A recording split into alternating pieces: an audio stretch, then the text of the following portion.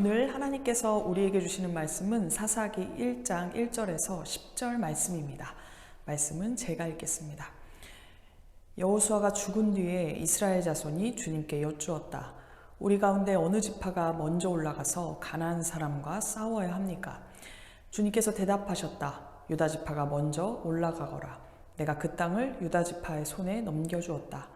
그때 유다 지파 사람들이 자기들의 동기인 시므온 지파 사람들에게 제안하였다. 우리와 함께 우리 몫으로 정해진 땅으로 올라가서 가나안 사람을 치자. 그러면 우리도 너희 몫으로 정해진 땅으로 함께 싸우러 올라가겠다. 그래야 시므온 지파가 유다 지파와 함께 진군하였다. 유다 지파가 싸우러 올라갔을 때 주님께서 가나안 사람과 브리스 사람을 그들의 손에 넘겨주셨으므로 그들은 베색에서 10,000명이나 무찔렀다. 그곳 베색에서 그들은 아도니 베색을 만나서 그와 싸워 가나안 사람과 브리스 사람을 무찔렀다. 그들은 도망치는 아도니 베색을 뒤쫓아가서 사로잡아 그의 엄지손가락과 엄지발가락을 잘라버렸다.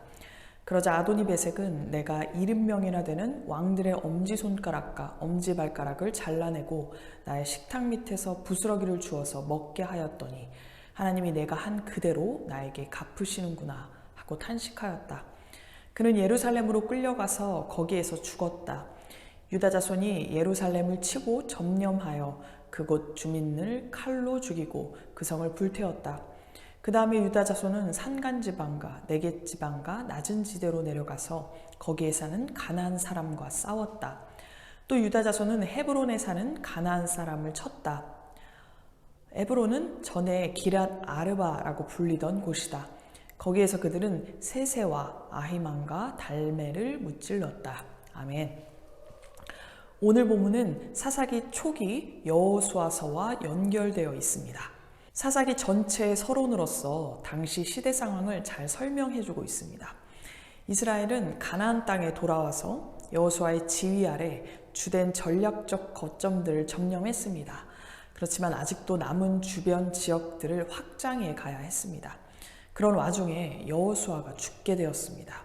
그러자 지도자 부재라는 국가적 위기에 봉착했습니다. 그때 이스라엘 자손들이 맨 먼저 행한 일이 바로 여호와께 나와서 사명을 물은 일입니다. 1장 1절입니다. 우리 가운데 어느 지파가 먼저 올라가서 가나안 사람과 싸워야 합니까? 이 점에서 그들이 이스라엘이란 이름 아래 하나의 민족 공동체이며 신학 공동체임을 우리가 알 수 있습니다. 부르심을 받은 교회나 개인에게 있어야 할 마음이 바로 우리라는 공동체 의식입니다.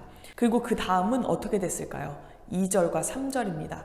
주님께서 대답하셨다. 유다 지파가 먼저 올라가거라. 내가 그 땅을 유다 지파의 손에 넘겨주었다. 그때 유다 지파 사람들이 자기들의 동기인 시므온 지파 사람들에게 제안하였다.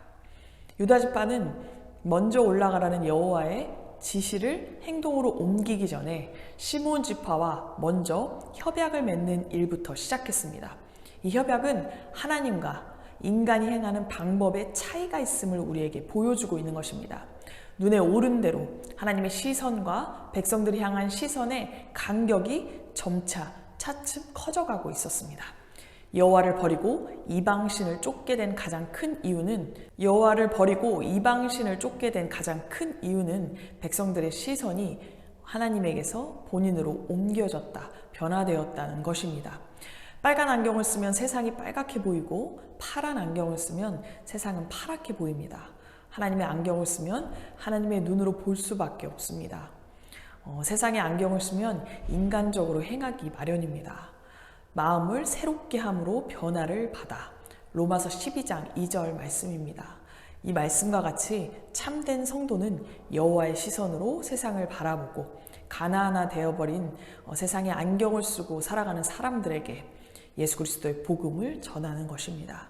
사랑하는 성도 여러분, 여호와의 시선으로 바라본다는 것은 내 계획을 뒤로 하고 하나님의 계획을 묻는 것에서 출발합니다. 그것이 유일한 방법입니다.